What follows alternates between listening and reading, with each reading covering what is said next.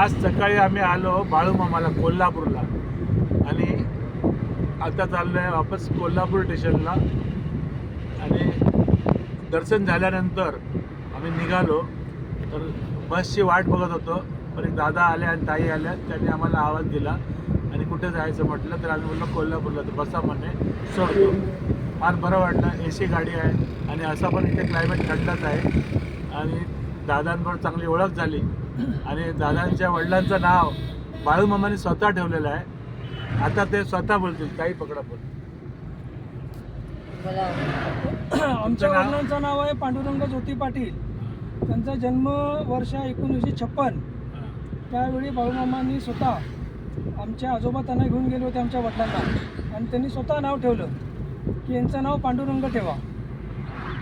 आणि 1964ला बाळूमामांनी आमच्या गावामध्ये समाधी घेतलेली आहे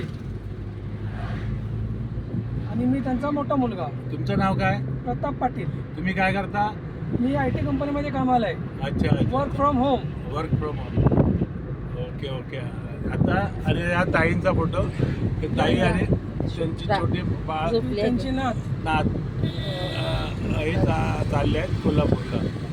डीमार्टला चालले शॉपिंग. डीमार्ट शॉपिंग करा. त्याला घरगुती व्हिडिओ झाला. ओके, ठीक आहे. Okay, thank you.